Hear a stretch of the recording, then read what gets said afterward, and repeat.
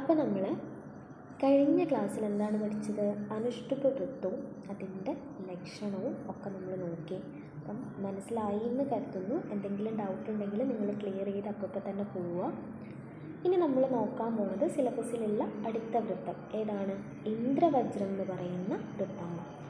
വൃത്തത്തിൻ്റെ ലക്ഷണം നമുക്ക് ആദ്യം നോക്കാം. അതായത് ഇന്ദ്രവജ്രം വൃത്തത്തിൽ ഓരോ വരിയിലും തഗണ തഗണ ജഗണ ഗുരു ഗുരു ഇങ്ങനെ 11 അക്ഷരങ്ങളുള്ള വൃത്തമാണ് ഇന്ദ്രവജ്രം എന്ന് പറയുന്നത്. ഇന്ദ്രവജ്രം വൃത്തത്തിൽ ഓരോ വരിയിലും തഗണ തഗണ ജഗണ ഗുരു ഗുരു ഇങ്ങനെ 11 അക്ഷരങ്ങളുള്ള വൃത്തത്തിനെയാണ് ഇന്ദ്രവജ്രം എന്ന് പറയുന്നത്. ഇതുപോലെ 11 അക്ഷരമുള്ള വൃത്തങ്ങൾ നമുക്ക് സിലബസിൽ വേറെ ഉണ്ട്. അപ്പോൾ അതിന് വരുമ്പോൾ നമ്മൾ പഠിക്കും. ഇപ്പോൾ ഗണങ്ങൾ കൃത്യമായിട്ട് മനസ്സിലാക്കി വെച്ചേക്കുക. തഗണ തഗണ ജഗണ ഗുരു ഗുരു ഇങ്ങനെ 11 അക്ഷരങ്ങളുള്ള വൃത്തമാണ് ഇന്ദ്രവജ്ര എന്ന് പറയുന്ന വൃത്തം.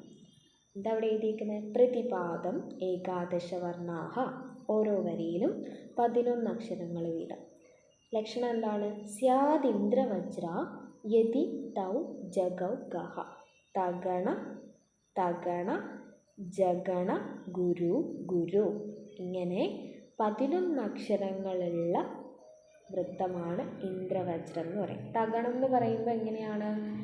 യ രാ ത എന്താണ്? അന്ത്യലഘുവാണ് തഗണം എന്ന് പറയുന്നത്.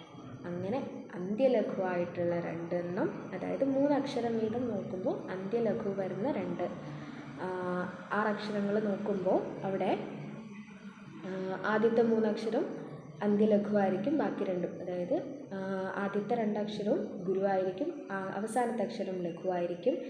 ബാക്കി നോക്കുമ്പോൾ നമുക്ക് ചെയ്ത് നോക്കാം. ഞാൻ ഒന്ന് പറഞ്ഞതാണ്. രണ്ടാമത്തെ അങ്ങനെ തന്നെ ആയിരിക്കും, രണ്ടാമത്തെ സെറ്റും. മൂന്നാമത്തെ ആകുമ്പോഴോ ഭാജ സ എന്താണ്? മധ്യത്തിൽ ഗുരുവായിരിക്കും, പിന്നെ 2 ഗുരുവായിരിക്കും. അങ്ങനെ വരുമ്പോഴാണ് ഇന്ദ്രവജ്രം എന്ന് പറയുന്ന വൃത്തം.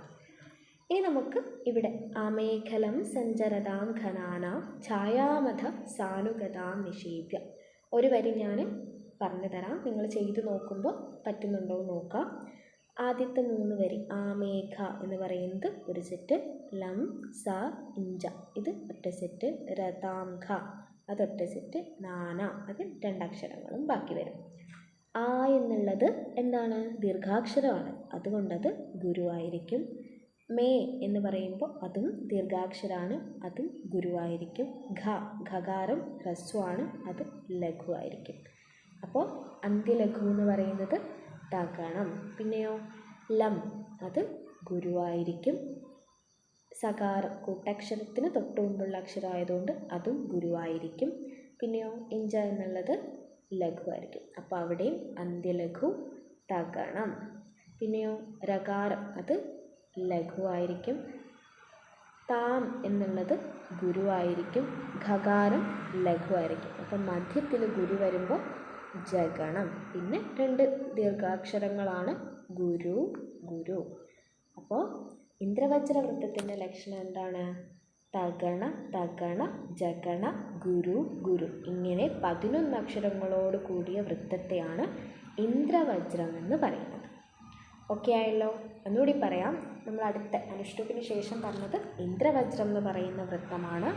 ഇന്ദ്രവജ്രത്തിൽ ഓരോ വരിയിലും 11 അക്ഷരങ്ങളാണ് വരുന്നത്. ഇതിൻ്റെ ലക്ഷണം വരുന്നത് സ്യാദിന്ദ്രവജ്ര യതി തൗ ജഗൗ ഗഹ എന്നാണ്.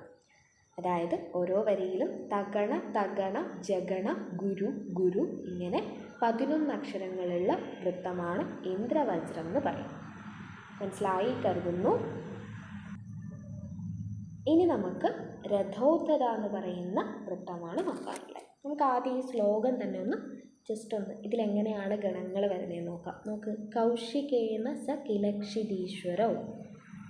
ഇത് 3 ഒറ്റ സെറ്റ്, ഇത് 3 അടുത്തത്, ഇത് 3 പിന്നെ 2 അക്ഷരങ്ങൾ അല്ലേ? എത്ര അക്ഷരങ്ങളുണ്ട്? 1 2 3 4 5 6 7 8 9 10 11 അക്ഷരങ്ങളാണ് ഉള്ളത്. പിന്നെയോ ആദ്യത്തെ നോക്കാം. കൗ എന്ന് പറയുമ്പോൾ ഗുരുവാണ്. അടുത്തതോ ഷി ലഘു, കെ എന്ന് പറയുമ്പോൾ ഗുരുവാണ്.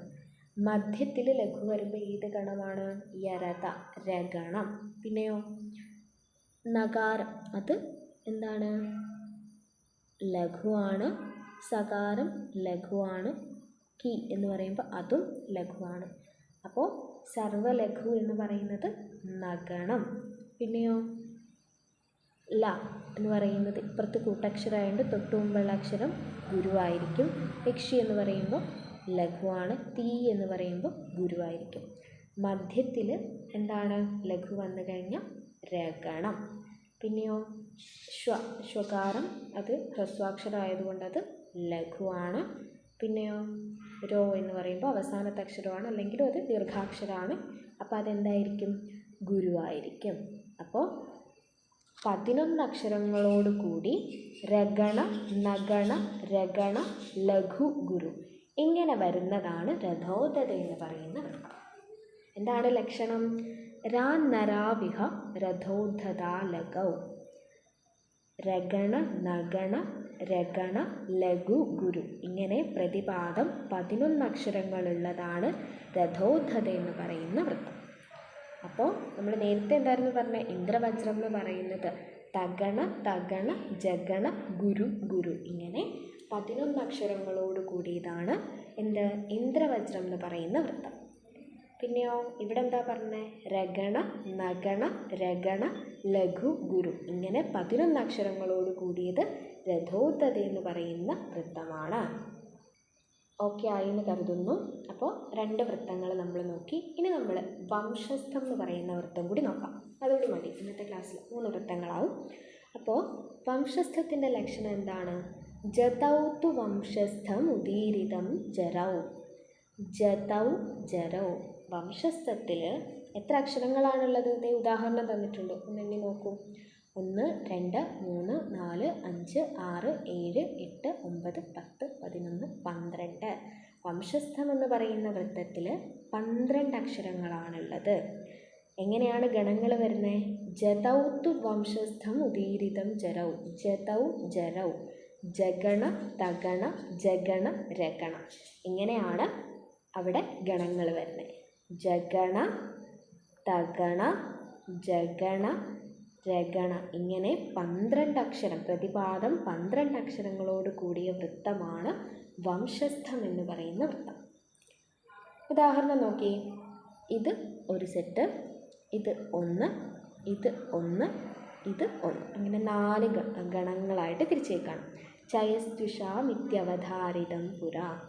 ചകാരം എന്ന് പറയുന്നത് ലഘുവാണ്. യ ഹ്രസ്വമാണ്, പക്ഷെ ഇപ്പുറത്ത് കൂട്ടക്ഷരം വന്നതുകൊണ്ട് അത് ഗുരുവാവും. സ്ത്രീ എന്ന് പറയുമ്പോൾ ഹ്രസ്വമാണ്, ലഘുവായി. അപ്പോൾ ഭജസ മധ്യത്തിൽ ഗുരു വന്നു കഴിഞ്ഞാൽ ജഗണം. പിന്നെയോ ഷ എന്ന് പറയുമ്പോൾ ഗുരുവാണ്. മി എന്ന് പറയുമ്പോൾ എന്താണ്? അതെന്താ വരുന്നത്? ഇപ്പുറത്ത് കൂട്ടക്ഷരം വരുന്നു, അത് ഹ്രസ്വമാണെങ്കിൽ ഇപ്പുറത്ത് കൂട്ടക്ഷരം വരുന്നതുകൊണ്ട് അത് ഗുരുവാണ്.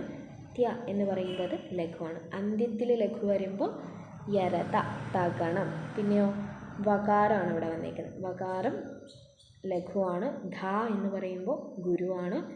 രി എന്ന് പറയുമ്പോൾ ലഘുവാണ്. അപ്പോൾ അവിടെ എന്താണ്? മധ്യത്തിൽ ഗുരു, അതെന്താണ്? ജഗണം. പിന്നെ തം എന്ന് പറയുമ്പോൾ അത് ഗുരുവാണ്. പു എന്ന് പറയുമ്പോൾ അത് ലഘുവാണ്. രാ എന്ന് പറയുമ്പോൾ വീണ്ടും ഗുരുവാണ്, അല്ലേ? അപ്പം മധ്യത്തിൽ എന്താണ്? ലഘു വന്നു. യരത, രഗണം. ഇങ്ങനെ ജഗണ, തഗണ, ജഗണ, രഗണ ഇങ്ങനെ 12 അക്ഷര സംയുക്തമായിട്ടുള്ള വൃത്തമാണ് വംശസ്ഥം എന്ന് പറയുന്ന വൃത്തം. അപ്പോൾ വംശസ്ഥത്തിൻ്റെ ലക്ഷണം എന്താണ്? ജതൗ തു വംശസ്ഥം ഉദീരിതം ജരൗ. പ്രതിപാദം 12 വർണ്ണാഹ. ജതൗ, ജഗണ, തഗണ, ജഗണ, രഗണ ഇങ്ങനെ ഓരോ വരിയിലും 12 അക്ഷരങ്ങളോട് കൂടിയ വൃത്തത്തെ വംശസ്ഥം എന്ന് പറയുന്നു. അപ്പോൾ നമ്മളിന്ന് 3 വൃത്തങ്ങളാണ് നോക്കിയേ. ഇന്ദ്രവജ്രം, സ്യാദിന്ദ്രവജ്രൗ യതീതൗ ജഗൗകഃ. എന്താണ് ഇന്ദ്രവജ്രം എന്ന് പറയുമ്പോൾ തഗണ, തഗണ, ജഗണ, ഗുരു, ഗുരു വരും. രഥോദ്ധതയാവുമ്പോൾ രാന്നരാവിഹ രഥോദ്ധതാലകൗ. രഗണ, നഗണ, രഗണ, ലഘു, ഗുരുവാണ്. 11 അക്ഷരങ്ങളോട് കൂടിയ വൃത്തം രഥോദ്ധത. വംശസ്ഥമാവുമ്പോൾ ജഗണ, തഗണ, ജഗണ, രഗണ ഇങ്ങനെ 12 അക്ഷരങ്ങളോട് കൂടിയ വൃത്തമാവുമ്പോൾ അത് വംശസ്ഥം എന്ന് പറയുന്ന വൃത്തം. 3 വൃത്തങ്ങളും മനസ്സിലായി എന്ന് കരുതുന്നു. എന്തെങ്കിലും പ്രശ്നം ഉണ്ടെങ്കിൽ ചോദിക്കട്ടോ.